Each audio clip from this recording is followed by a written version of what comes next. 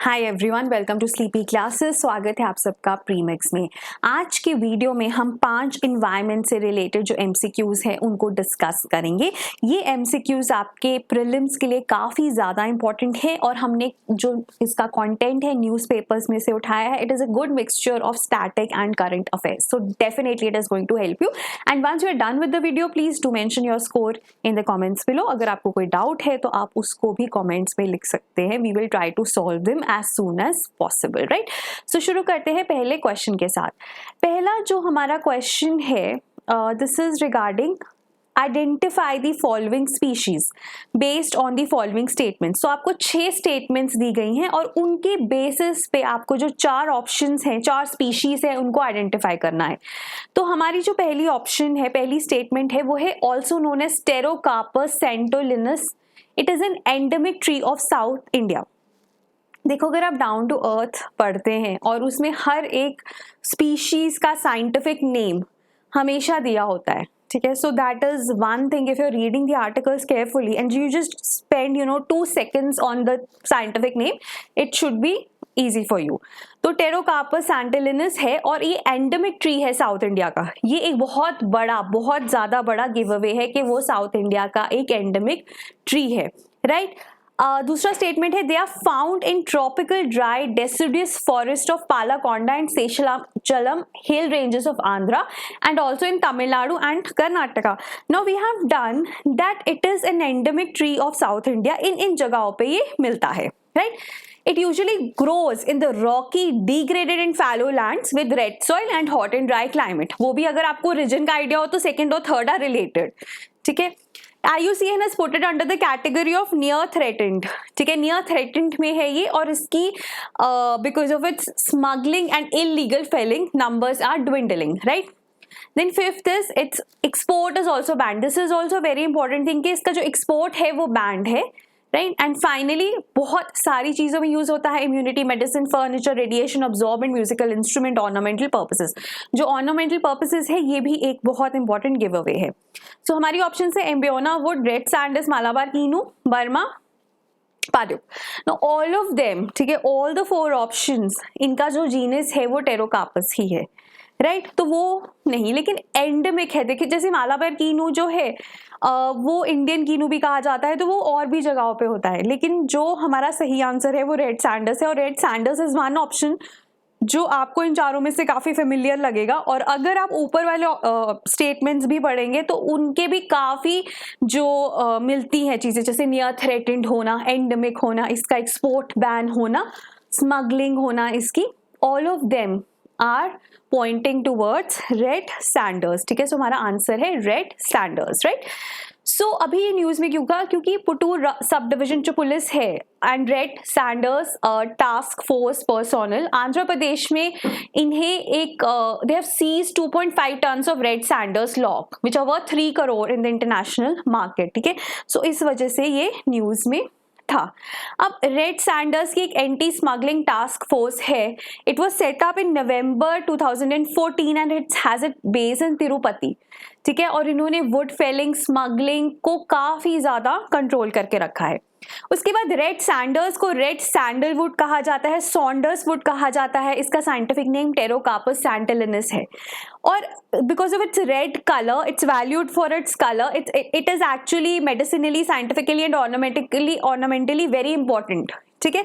Endemic है south India में, that is hot and dry climate and it grows in rocky, degraded and fallow land, ठीक है। सो red soil जहाँ पे होता है, ठीक है। सो ये हमने अपने उसमें भी पढ़ लिया।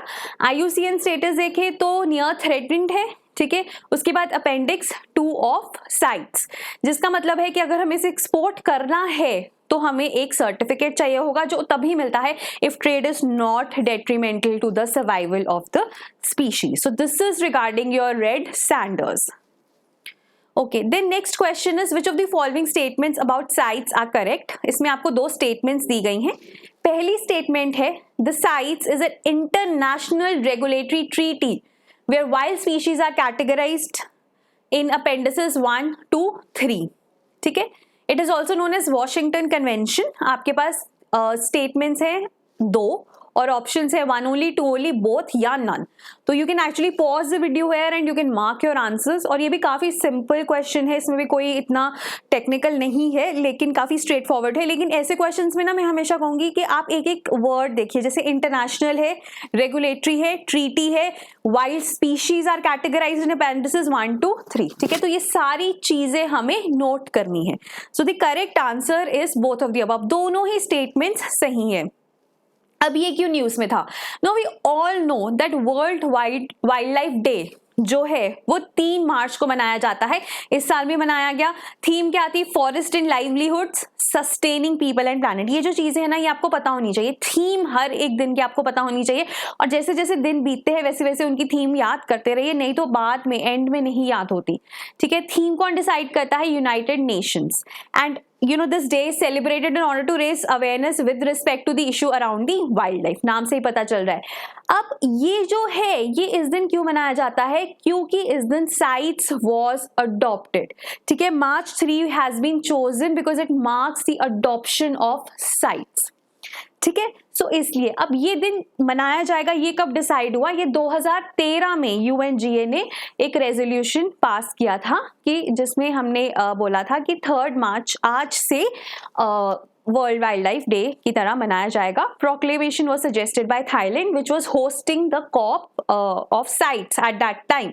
ठीक है, तो उसी दिन डिसाइड हुआ था कि March 3 जिस दिन CITES was adopted back in the day, now it will be celebrated as world wildlife day. So since it was a news, so I thought we will discuss CITES. Now CITES adopt 3 March 1972 को की गई थी, लेकिन world wildlife day हमारा मनाना हमने अभी कुछ साल पहले ही शुरू किया है। इसको वॉशिंगटन कन्वेंशन भी कहा जाता है and it seeks to protect the endangered species of plants and animals. ठीक है, और अगर हम इसकी बात करें ड्राफ्ट कब की गई थी? 1963 में। ठीक है, अडॉप्ट हुई थी 1972 में and it came into force in 1975, right. अब इसमें wild species are categorised in appendices 1 to 3। 1 में एब्सोल्यूट प्रोटेक्शन है, वो वाली स्पीशीज आती है जिनकी ट्रेड एकदम प्रोहिबिटेड है, क्योंकि वो एनिमल या प्लांट्स क्रिटिकली इंडेंजर्ड है, हाईली इंडेंजर्ड है, उनमें ट्रेड होगी तो वो खत्म हो जाएंगे। तो अपेंडिस 1 जो है वो एब्सोल्यूट प्रोटेक्शन देता है। अपेंडिस 2 जो है वो अलाउ करता है ट्रेड को, लेकिन स्पेसिफिक कंडीशंस में। ठीक है, so this requires exporting countries, जो एक्सपोर्ट कर रही है country, they obtain a permit but not the importing countries. और अपेंडिस 3 में तो it only requires a certificate of origin to be traded. जो नेशनल साइट्स मैनेजमेंट अथॉरिटीज हैं वो परमिट इशू करती हैं and it is legally binding on the state parties. ठीक है, सो लीगली बाइंडिंग है ये। Then third question is, which of the following statements about species recovery program are correct? It is one of the components of the integrated development of wild habitats। ठीक है, एक जो हमारे पास एक broader integrated development of wild habitats है, क्या ये उसके अंदर आता है? It is meant for providing support to the species that are listed in the red data book.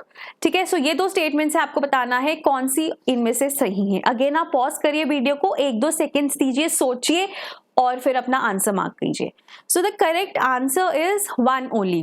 देखो, species recovery programme definitely integrated development of wildlife habitats में आता है, लेकिन ये प्रोटेक्टेड एरिया में जो स्पीशीज है या एक डेफिनेटिव लिस्ट है स्पीशीज की जिसमें अभी रिसेंटली 22 स्पीशीज है, उन्हीं को प्रोटेक्शन ऑफर करता है। ठीक है, IUCN रेड लिस्ट में तो बहुत सारे एनिमल्स आते हैं, बहुत सारी स्पीशीज आती हैं, उनसे इसका लेना देना नहीं है। तो काफी केयरफुली प्लान्ड एक ऑप्शन है, आप इसको एलिमिनेट कर दीजिए only if you know the nuances. ठीक है, तो ये थोड़ा सा उस हिसाब से ट्रिकी हो जाता है। नाउ अभी ये न्यूज में क्यों था? क्योंकि national board for wildlife और जो हमारी मिनिस्ट्री ऑफ एनवायरमेंट है, उन्होंने caracal which is a medium sized wild cat which is found in Gujarat and Rajasthan in India to the list of critically endangered species. ठीक है, अब वहां पे जो ये रिकवरी प्रोग्राम है, अब यहाँ पे इसमें 22 वाइल्ड लाइफ स्पीशीज हो गई हैं after the addition of caracal, right. उसके बाद अगर हम कैरेकल की बात करें, caracal it is found in Africa, Middle East, South and Central Asia. India में ये दो ही जगह मिलता है, राजस्थान और गुजरात। तो इंडिया में जो इसके नंबर्स हैं वो कम हो रहे हैं, इसलिए इसका जो IUCN स्टेटस है वो अभी मैं डिस्कस करूंगी, क्योंकि अफ्रीका में उसके नंबर्स बढ़ रहे हैं, इंडिया में कम हो रहे हैं। तो इंडिया के लिए थोड़ा चिंता का विषय है, इसलिए हमने इसे स्पीशीज रिकवरी प्रोग्राम में डाल दिया। लेकिन अफ्रीका में इसके नंबर्स आर इंक्रीजिंग, तो इसलिए जो इसका IUCN स्टेटस है वो लीस्ट कंसर्न है। ठीक है, while it flourishes in part of Africa, its number in Asia are declining। ठीक है, और इसके जो इसके आइकॉनिक ईयर्स हैं उस वजह इसका नाम आता है। ठीक है, उसके बाद इसको सिया घोष भी कहा जाता है, and it has also mention in the finds its mention in the Abul Fazl's Akbarnama. ठीक है, तो अगर आपको मैं इसकी पिक्चर दिखाऊं, so you can actually see the ears, right. Okay, then species recovery programme 3 components है, integrated development of wildlife habitat, उसमें से एक है सेंट्रली स्पॉन्सर्ड स्कीम है IDWH, और ये एक तरह से प्रोटेक्टेड एरियाज में एनिमल्स हैं, कंजर्वेशन रिजर्व्स में, कम्युनिटी रिजर्व्स में, जहां पे भी एनिमल्स हैं, इवन प्रोटेक्टेड एरियाज के बाहर भी, ठीक है, उनको प्रोटेक्शन प्रोवाइड करता है। लिस्ट जारी की जाती है, उन्हीं को बेसिकली ये प्रोटेक्शन प्रोवाइड करता है। ठीक है, fourth question is regarding filter feeder shark का दूसरा नाम क्या है? Blue whale, basking shark, Greenland whale, whale shark. ठीक है, सो इसका सही आंसर है व्हेल शार्क।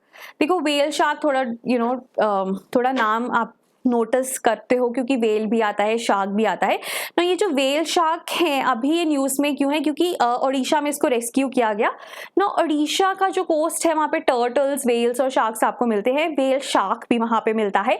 जो ये वेल शार्क है ना, ये डॉटेड है, इसको जेंटल जाइंट भी कहा जाता है फिशिंग पार्लेंस में, एंड दे आर प्रोटेक्टेड। अगर हम इनका देखें तो इनका जो IUCN स्टेटस है वो इंडेंजर्ड है और शेड्यूल 1 और वाइल्ड लाइफ प्रोटेक्शन एक्ट में आते हैं, साइट्स में अपेंडिक्स 2 में आते हैं। तो ये चीजें आप नोट कर सकते हैं। और इसको फिल्टर फीडर शार्क भी कहा जाता है because it does not eat meat like other sharks, in fact it filter sea water, और ये सिर्फ प्लैंक्टन्स पे फीड करती है। तो शार्क आप हमेशा सोचते हो कि एनिमल्स पे फीड करेगी, लेकिन ये जो है ये सिंपल प्लैंक्टन्स पे ही फीड करती है।